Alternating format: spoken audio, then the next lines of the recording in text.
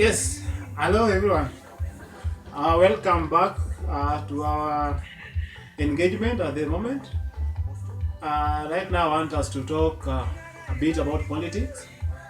I know I've been keeping off this topic for a while, but this is a matter that we cannot escape.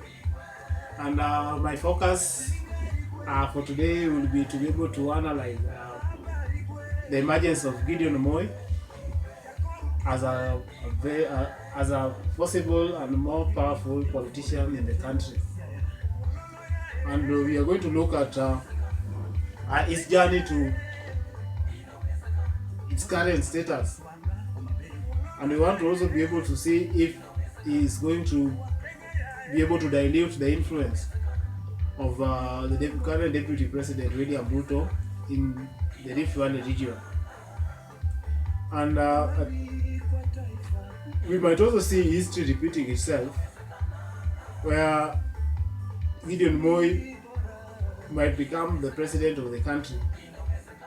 But we'll want to look at those opportunities. What are the opportunities for him, and the possibilities of him surprising everyone by becoming the president now or in the future.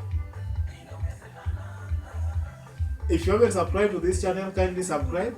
I know if you are watching this for the first time, feel free to hit the subscribe button so that next time when I produce another video, you will easily get the notification.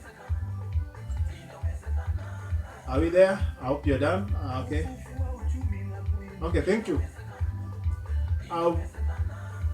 Gideon Moi started building his political alliance some times back.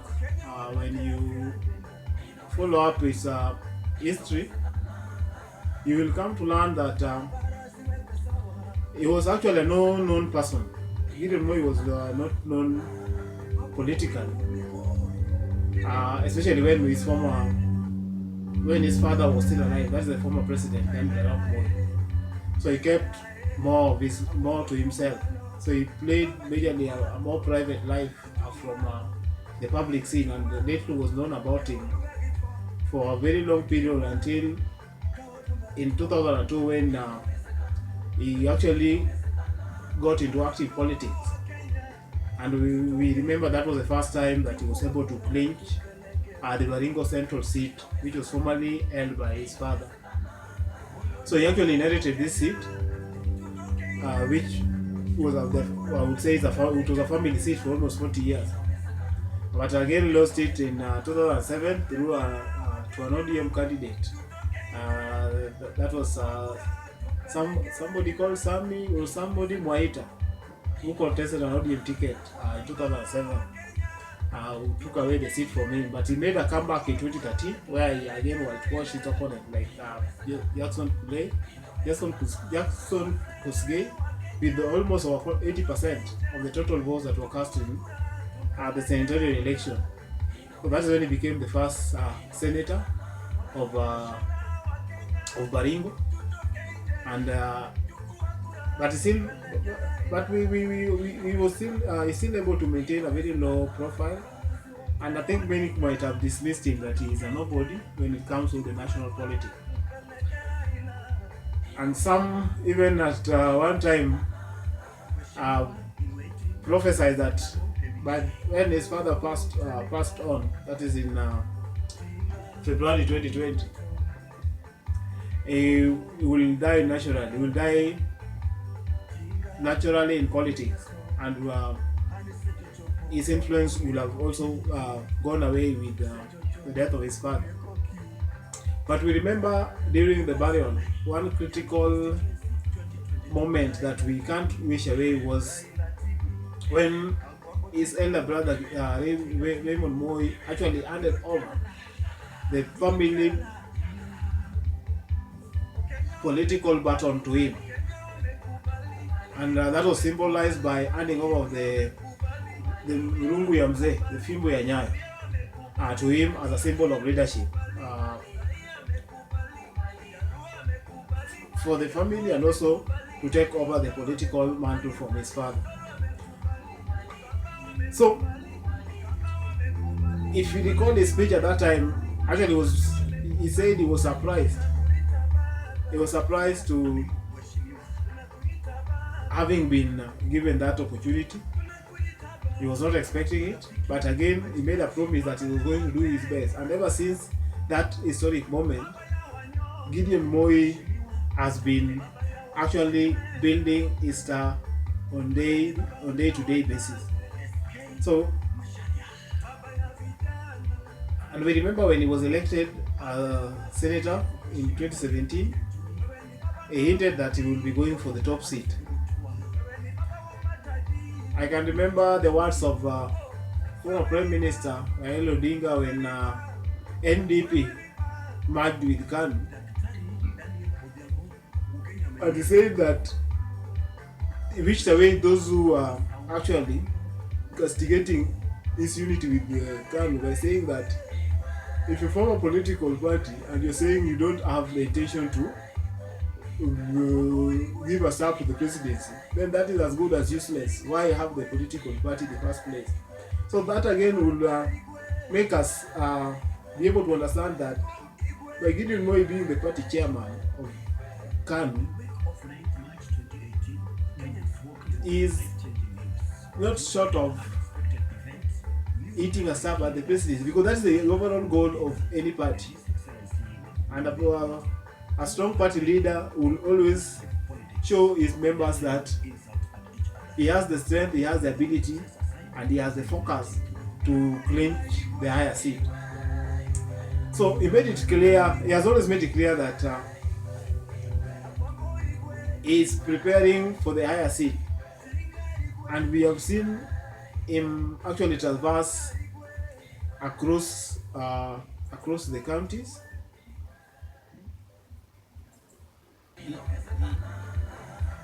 He has been trying to actually give KANU some solid presence and visibility in most part of the country. We remember that actually Gideon was able to join Jubilee government after the handshake, and with the purpose of actually joining the efforts of both the president and the former prime minister in actually uniting the country during the famous handshake. So since they entered that election coalition with the ruling government, I would say that was a good strategy of actually him positioning himself to succeed President Uhuru Kenyatta. And we have seen him of late also trying to build political alliances with the likes of Kalonzo Musyoka, of Wiper, Musalia Mudavadi, of ANC, and even Moses Wetangula of Ford Kenya. So being the party chairperson, he has actually transformed it, and what we are seeing is new KANU, and a very looks, even in terms of visibility, looks a bit more distinct from the previous KANU that most of us who were born in the 80s will associate with. So he needs to now come out, having been endorsed as the party's flag bearer, to now go out and negotiate with the mandate of the party. In his own words, he has always said that there's much that needs to be done for the people, not only in Baringo but for the whole country. And he promised to take the bull by his horn. So we must at this critical time not wish Gideon Moi out of a serious contest. He's one person who goes for what he wants. Though he looks so soft,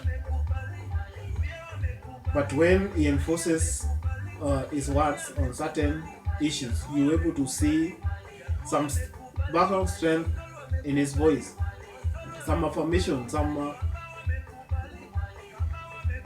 focused words that will easily show you that this is a serious person ready for a bruising battle.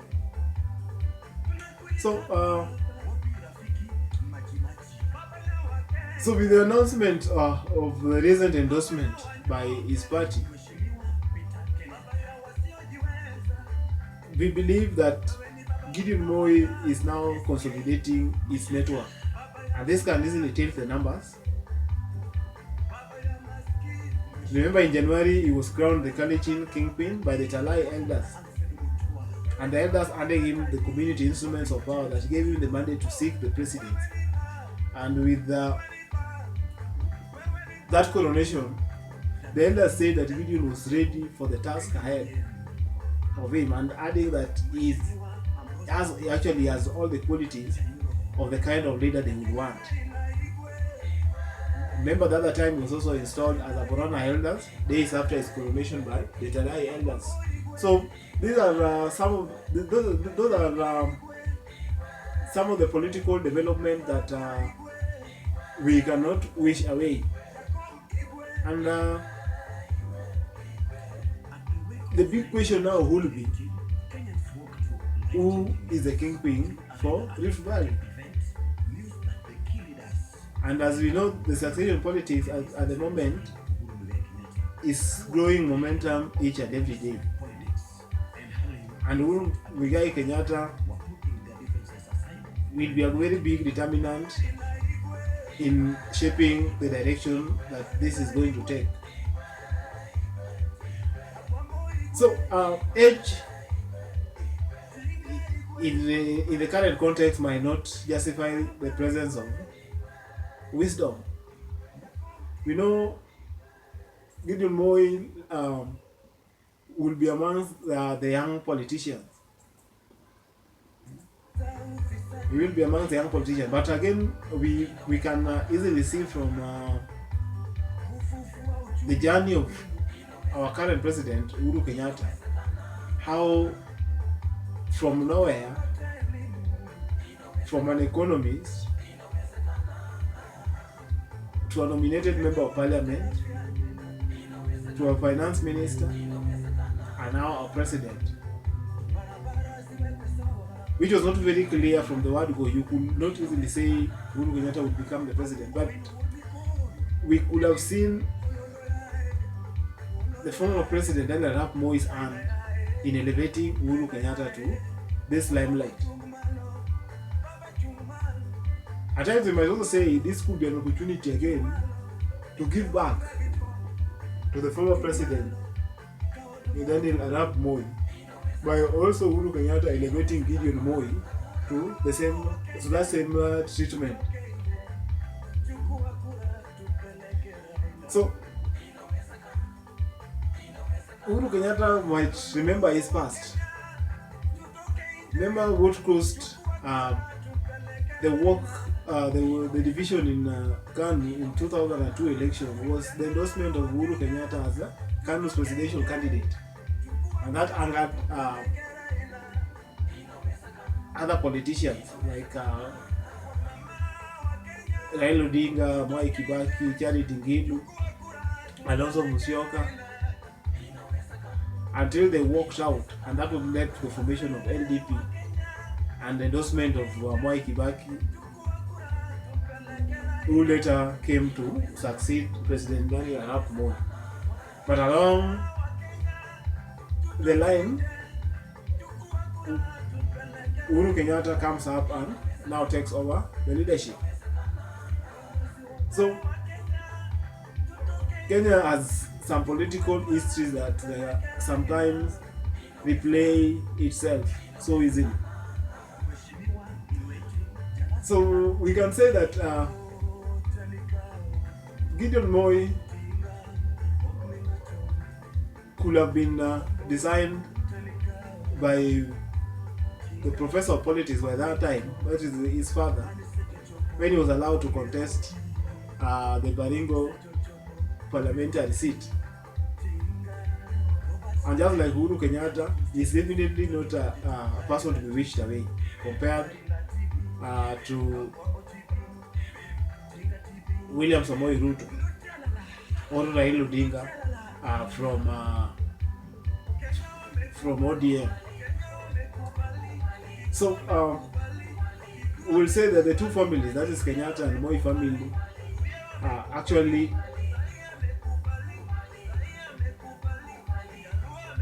might have identified the two as their favorites. That is the types of Kenyatta being the favorite of the Kenyatta family, and Gideon Moi being the favorite in terms of succession in Moi's family. So with this presence of self-made king in Rift Valley, like the current Deputy President William Ruto, it will be very difficult for Gideon Moi to penetrate and become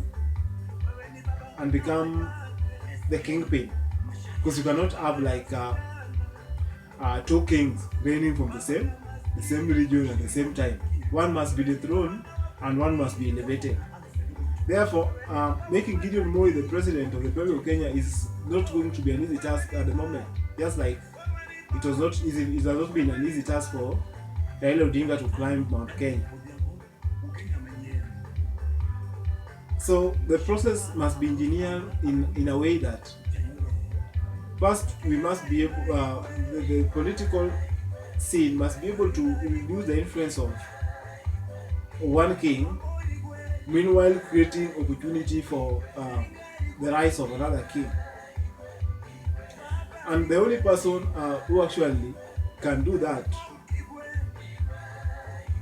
was Raila Odinga, because now another king had to be introduced to be able to neutralize the ground for the two kingpins in the same region. And I think that is what maybe Uhuru Kenyatta intelligently was trying to do. That the only person who can neutralize William Ruto would be to bring on board Raila Odinga. And then in that process, as the influence of William Ruto is faded away, and Raila creates a middle ground, then there will be an upward mobility for Gideon Moi's profile, which will see him become an easily successor to the presidency. Maybe if not now, but later on in future. So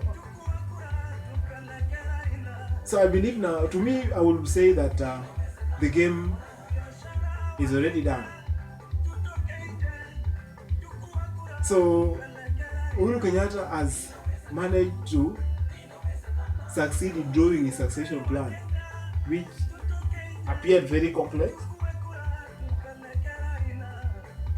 and Raila Odinga had to be manipulated to intelligently help Gideon Moi come into the limelight. So Raila had to be forced to take the presidency because this has been his dream. And we also know that by age and status now, the best that can be done for Raila at the moment is to allow him become the president, because that has been his mission throughout. And then we also believe once he exits the scene, then he will easily hand over that power back to Gideon Moi, maybe after his first term or after the second term. We are not in the boardroom to know what are the plans, but at times it's also good to make some prophecies, study the political environment, because Kenyan politics is very dynamic. It's one that is very fluid. It takes different shapes on day-to-day basis. And just as Kibaki did to Uhuru Kenyatta, we also believe Raila Odinga will do the same to Moi, and that means the deal is already sealed. So a young ambitious person can be used to fulfill this mission. So Raila's presidency at the moment is inevitable, and we can see by signs. And I think that is what people now call the Mandela moment. I will agree that it is now the time that we need to appreciate and elevate the former Prime Minister into presidency. I know by majority of Kenyans he is destined to be the 5th president. Therefore, in such a scenario, it means Deputy President William Ruto's ambition now must be politically be sacrificed at the moment. Then a transition period will be very ripe for Gideon Moi to come on board. And you can agree with me that Uhuru Kenyatta sometimes was actually in between a hard rock and hard place. He had to choose between Ruto and Gideon, because both are his true friends anyway. We can't deny that. You know the contribution that William Ruto was able to make in the current presidency, and also in the 2 terms of their government, as much as changes occurred in the current dispensation. But a choice at times has to be made in the political arena, and it has to be done intelligently. So Raila becomes the alternative card to be utilized in this process, and that will definitely give room for Gideon Moi to take over the mantle in the future politics. I don't know whether my analysis is right. You can also have your view. Kindly share in the comment section, and we can dissect that together. Thank you for your time. Please subscribe and share the video.